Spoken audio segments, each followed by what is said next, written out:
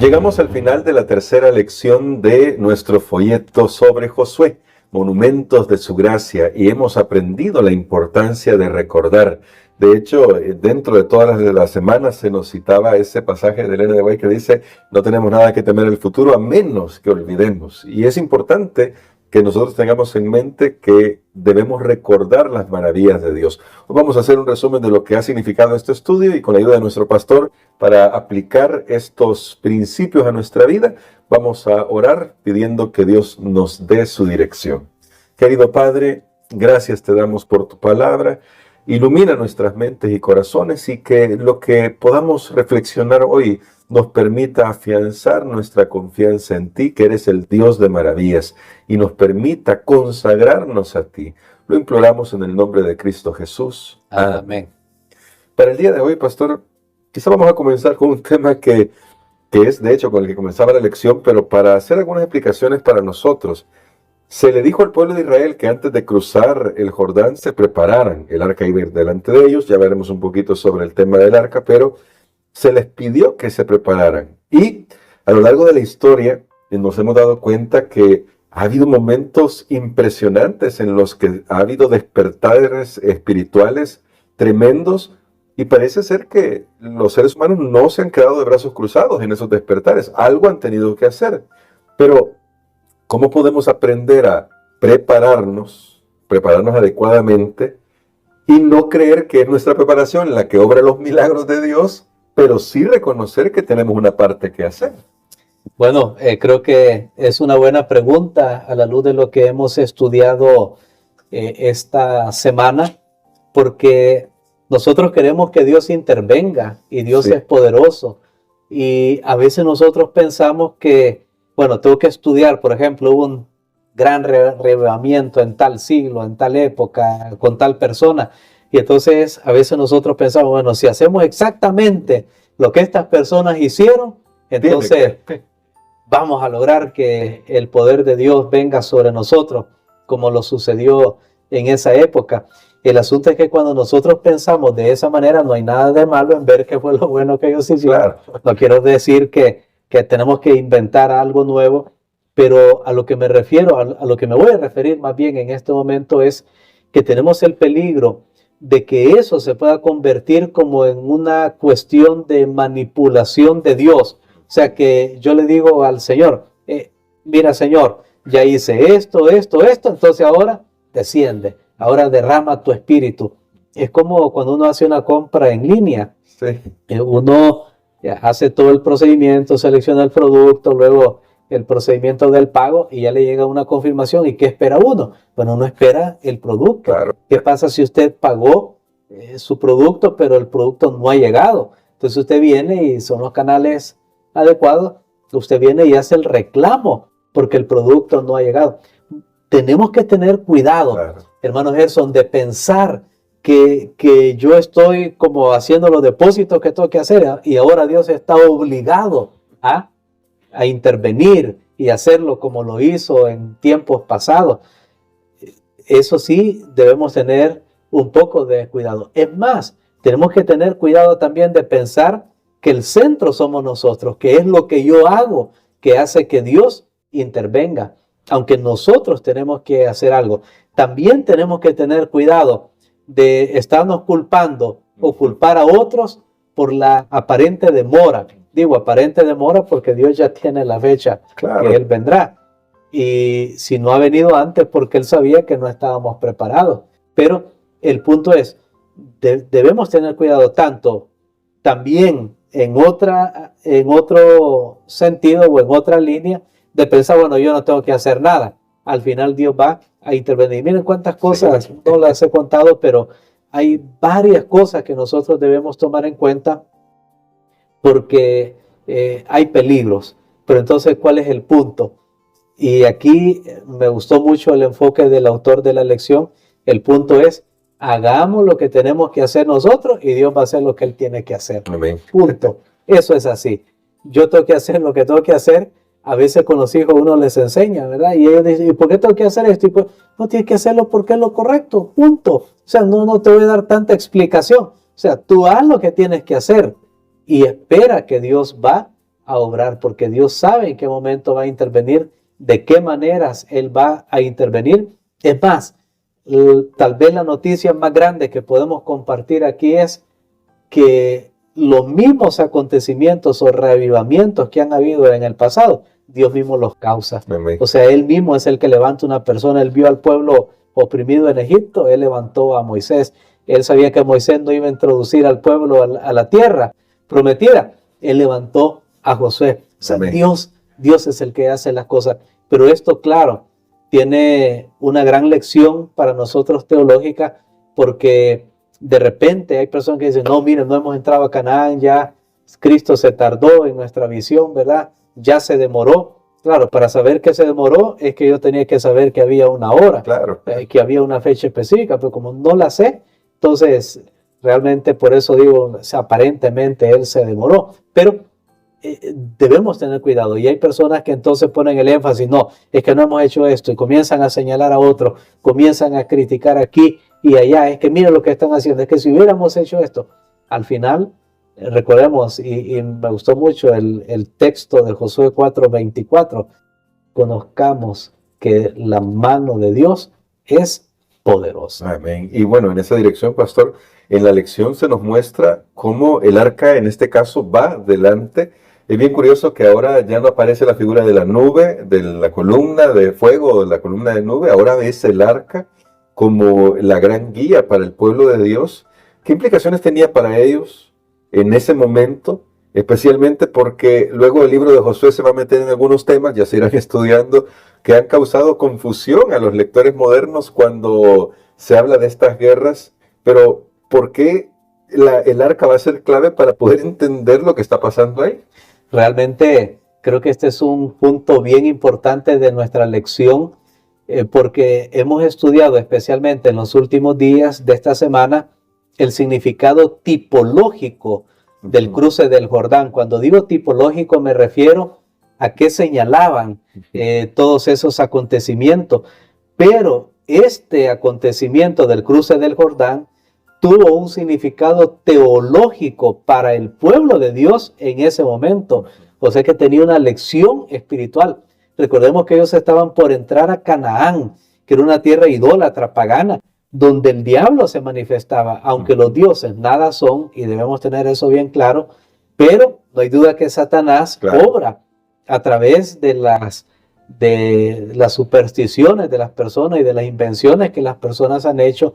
Y entonces el arca, que era un mueble que estaba en el lugar santísimo donde nadie podía verlo, solo el sumo sacerdote y una vez al año, y ahora Dios permite que esté en cierto sentido visible, aunque a una distancia considerable, pero que la gente sepa que Él está allí. Para mí esto tiene un significado espiritual grandísimo. Dios les está diciendo, mire, ustedes van a entrar a un lugar donde hay demonios, un lugar donde hay hechicería, hay paganismo, hay toda clase de depravación moral y espiritual y social, pero yo estoy con ustedes. Amén. Mírenlo, no pueden verme tan cerca porque aquí entra el punto de la santidad de Dios, y Dios quería poner eso en la mente del pueblo.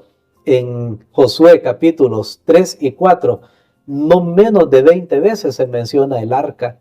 O sea que Dios está diciendo, yo estoy ahí, pero tampoco den mi presencia como, un buen chero, un amigo, ¿verdad? No, hay una distancia entre nosotros. Tú eres una criatura, yo soy Dios. El concepto de la santidad. Y esto hace que el pueblo tenga esa fe, esa confianza de que van a conquistar la tierra porque Dios está con ellos. Pero ahora noten, aquí viene un tema que espero y creo que estoy seguro que lo vamos a tocar en este trimestre, si Dios lo permite, antes que finalice el año, la famosa Guerra Santa, lo que usted mencionaba. Bueno, hubo conflicto al entrar a la tierra.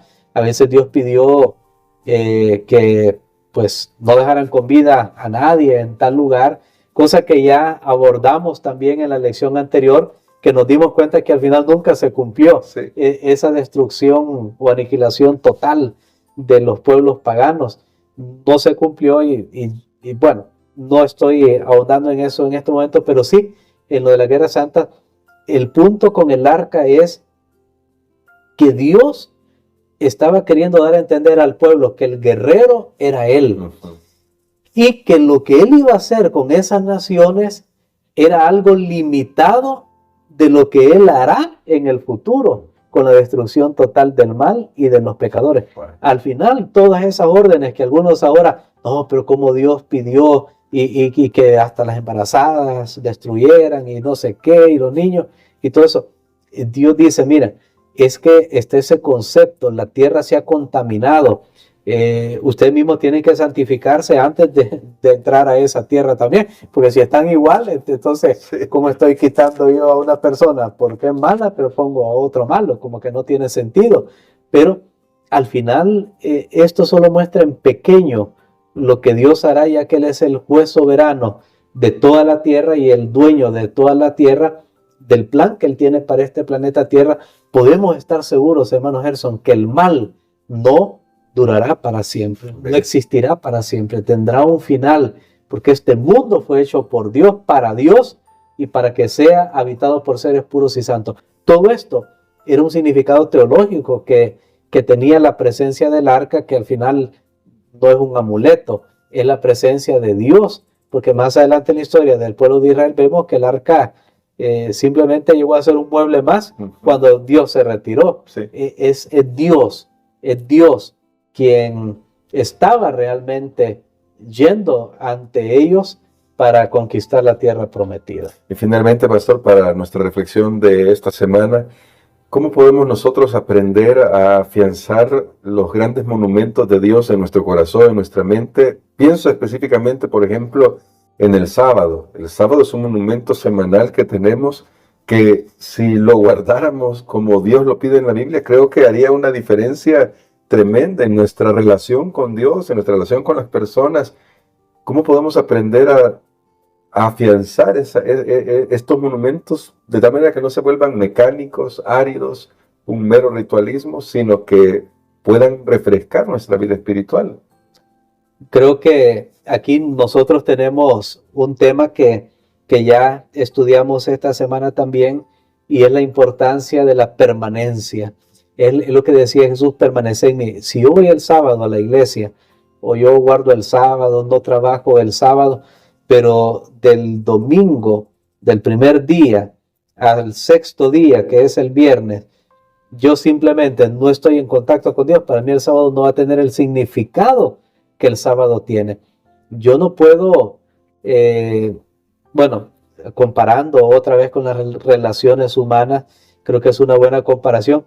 Imagínense un esposo, una esposa que no se han atendido como deben durante un tiempo, y luego dice, mira, tal día, ahora sí, estamos solos, y ahora nos dieron un pase para ir a hospedarnos a tal lugar, y ahí piensa, bueno, ya todo se va a encender la chispa del amor. Creo que es algo gradual, es algo que se va construyendo. Es lo mismo también en nuestra relación con Dios. Y qué bueno que el sábado es un recordatorio para nosotros cada semana de que Dios está allí, de que Dios es real, porque no hay ninguna otra razón humana para dedicar el día sábado como día de reposo, simplemente porque Dios lo ha pedido como creador de los cielos y de la tierra, y ha dejado un monumento, como observaba bien eruditos judíos, que ellos por milenios han estado observándolo, al menos cuando se ha hecho de la manera correcta el sábado, y decían ellos, es un palacio de Dios en el tiempo, porque es un monumento, pero que no puede ser destruido. El sábado no lo puede destruir nadie, absolutamente. Incluso hay una historia, hermano Gerson, que nos viene allá de estos países soviéticos, cuando hubo persecución al pueblo de Dios, y hay un librito ahí que se llama El Buey Adventista, que no trabajaban los sábados, porque precisamente uno de los prisioneros era alguien que guardaba el sábado y él pues enseñó, o sea, como él no trabajaba, pues el animal que estaba a cargo de él tampoco trabajaba.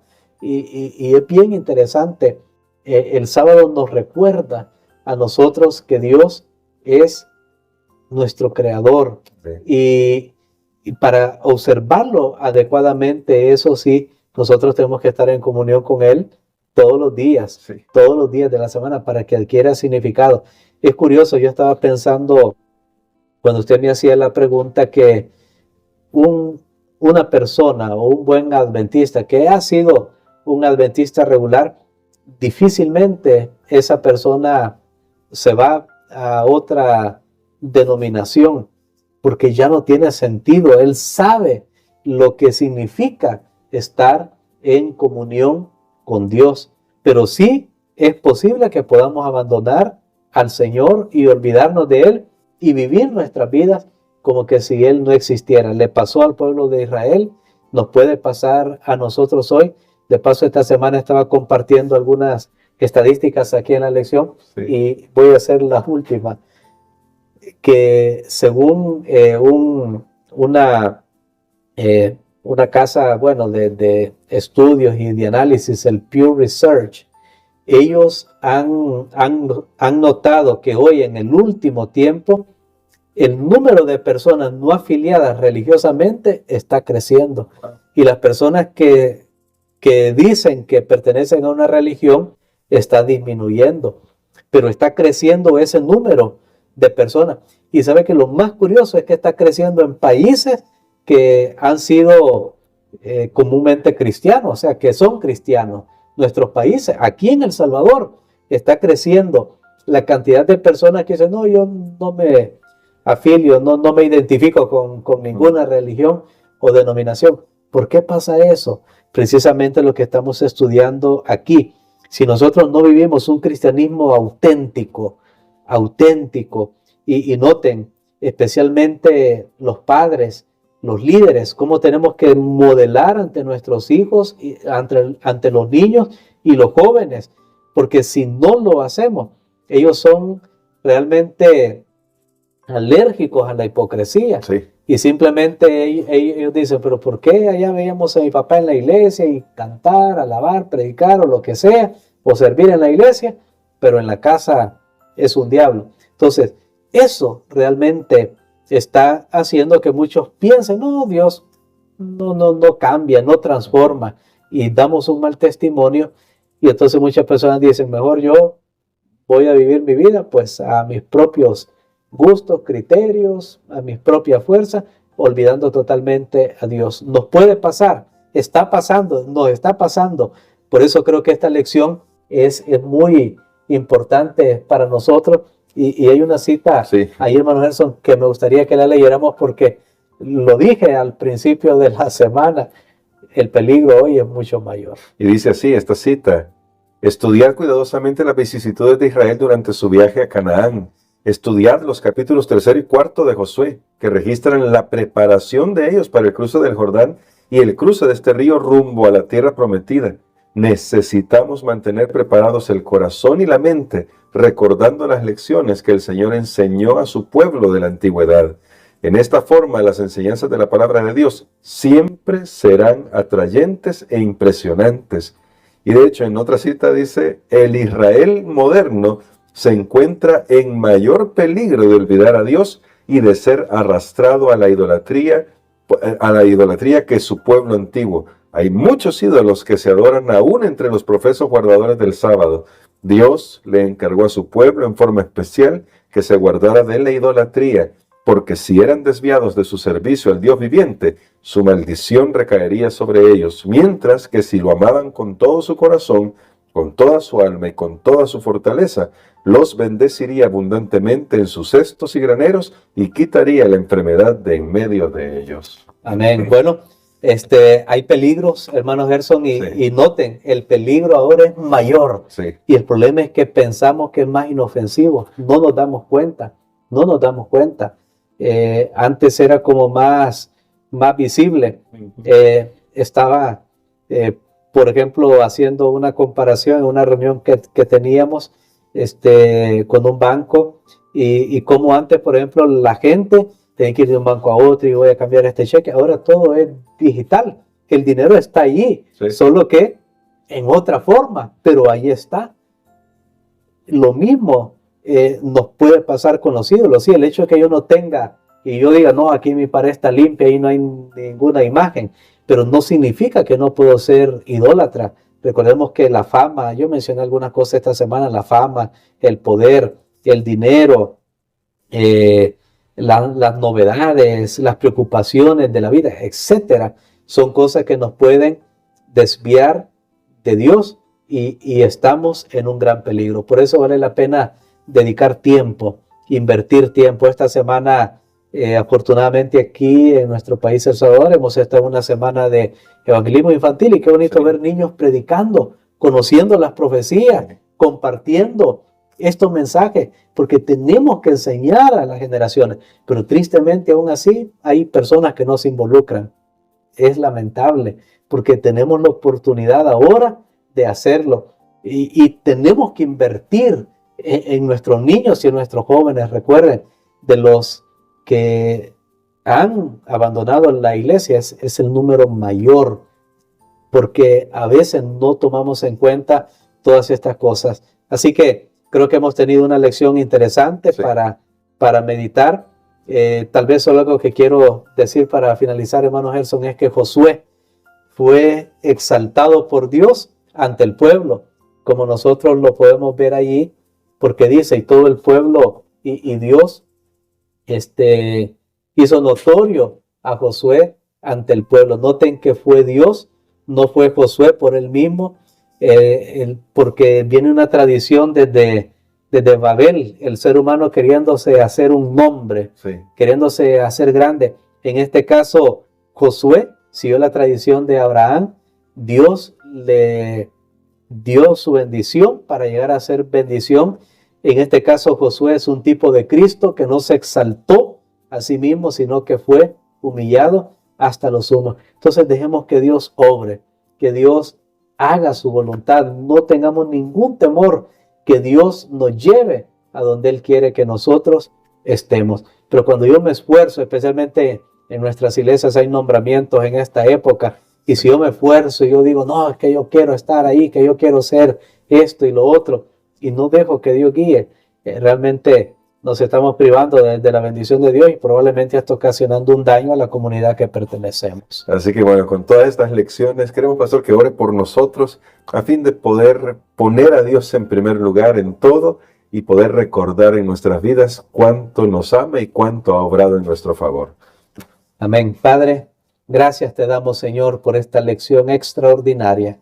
Gracias porque tú deseas que nos preparemos también, porque estamos por entrar a la tierra más hermosa, la tierra que jamás pudimos haber imaginado, la tierra donde nunca se pone el sol.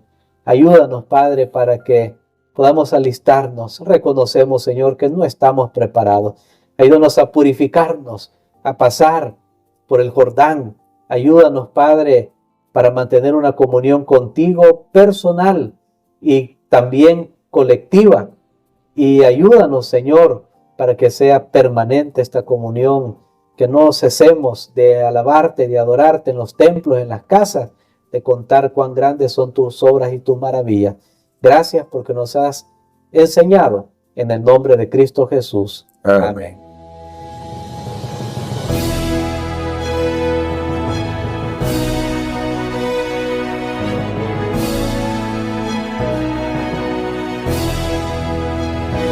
Me esforzaré y seré valiente, porque vas conmigo, nada temeré.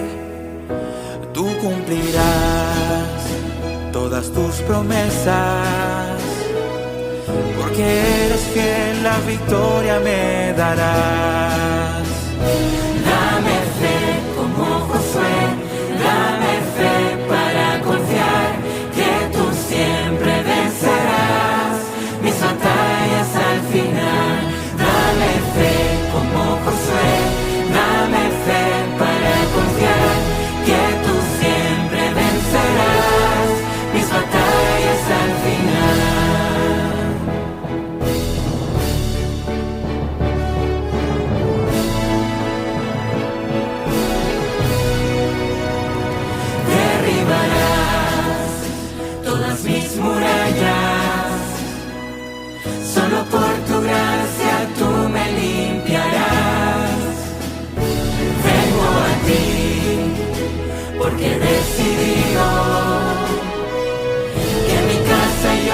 sirva